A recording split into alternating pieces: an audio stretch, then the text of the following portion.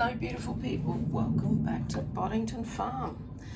Yes, I'm in the kitchen again. It's that time of the year. So what I'm doing is actually slicing up some tomatoes or tomatoes or marties, whatever you want to call it. So it's all about preserving your food. So yeah, see that?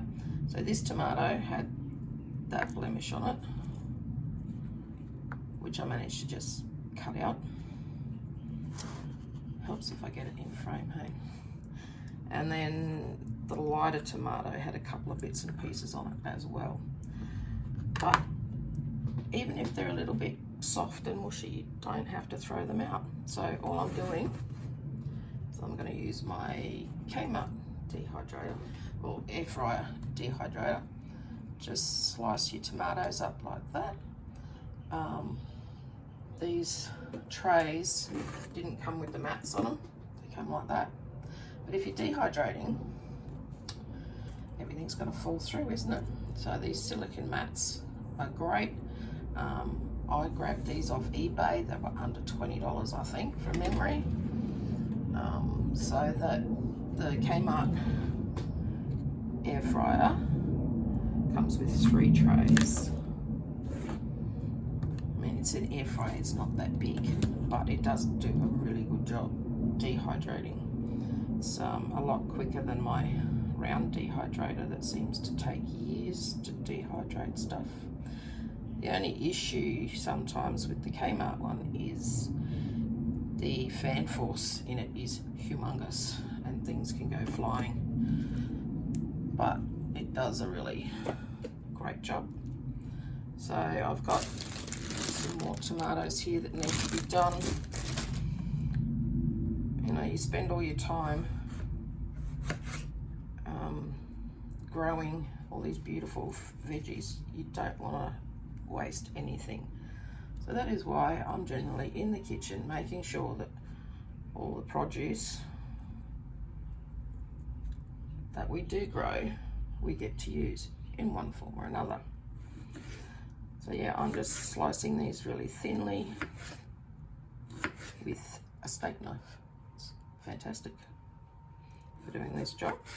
So I'll get these all prepped up and I'll show you what happens from there. Okay, so I've got 2 trays done up. And then I'll just pop them in here. Excuse the mess. Adrian's been making cheese on toast again. You just pop them in. I prefer just doing them with 2 trays in there. You can fit 3 in there. You just get a little bit more airflow through this way. So you pop them in like that. Turn it on. That's my little dehydrate button. Press that. I normally put it up to 80 degrees and press start. And there you go. You can't see anything but me. So yeah, they're all in there. They're on for 4 hours. We'll see what happens after that. I'll be back. So these ones are about 3 hours in the dehydrator. They've still got a way to go, but it goes quicker when you make them nice and thin like that. So I'll show you what it looks like when it's all done. Okay, the tomatoes are finally done. Yay! It's nighttime on day 2. I can tell you my body's feeling it. So I'm actually going to do an experiment with these tomatoes. So I'm actually going to take a jar that I dehydrated last year. As you can see, it's perfectly fine. I store them with oxygen absorbers as well. There's a good seal on that. So what I was going to do is actually put them together and see what happens. How's the seal? Yep, she's good. So this oxygen absorber can actually be used again. Hear that? That means it's fine. If you store your oxygen absorbers in a like vac seal them or anything. That's not mold or anything. That's just the tomato. The tomatoes I did in here are actually called Black Russians. So they have a different texture. I think there's a couple of different sorts of tomatoes I've got in here. They're absolutely fine. See, some are darker like this one. They're all fine. And I can reuse my oxygen absorber. Yay! So what I'm going to do is empty all these out. This is all out of our crop from last year. Okay. How's this one? Yep, can reuse that one again too. How cool is that? All right, so I shall pop some of these in my little coffee mill. Best $30 ever spent. I'll just fill it up and I'll show you. I'll move these out of the way. So with dehydrating your tomatoes, you don't really need to then prep tomato paste and stuff, because you can just grab the powder out and add water as needed, and it's actually going to be a supercharged tomato paste. So let's see how these grind up.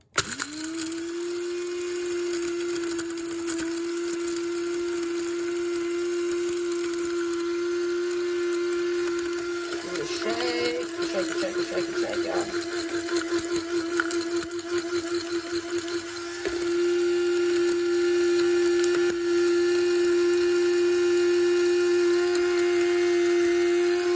Another shake.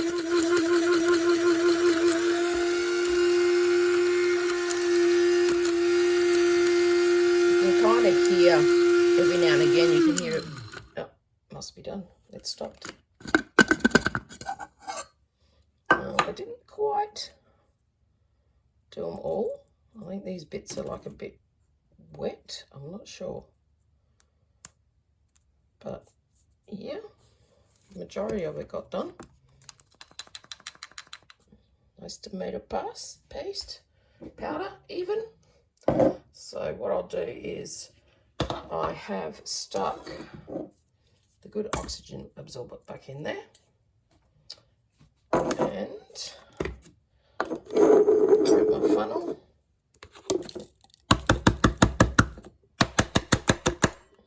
Dip that all in. And get going with the rest of my tomato powder. I'll be back. Okay, it's done. There's a little bit left in there. So I have a nifty little brush with my coffee grinder. I'll just get in there. Oh, if you can see, get down there. So I'll just go around it to get any residue off, so you don't waste a bit of yumminess. Oh, sorry guys. As I said, I'm on D2. And then you've got a lid that's also got some stuff on it. So just give that a quick clean. So you'd miss out on all that if you didn't give it the clean. And then it goes. So if you remember this jar that I'm using, hang on, I am also getting my brush on this too, because I don't want to miss out on that.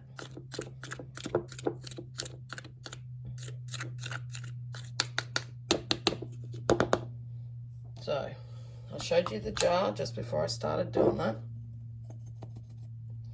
And that was full of tomatoes, remember? And it's down to about half a jar. So oxygen absorber in. You've got to make sure that they stay loose. You really do need your oxygen absorber in.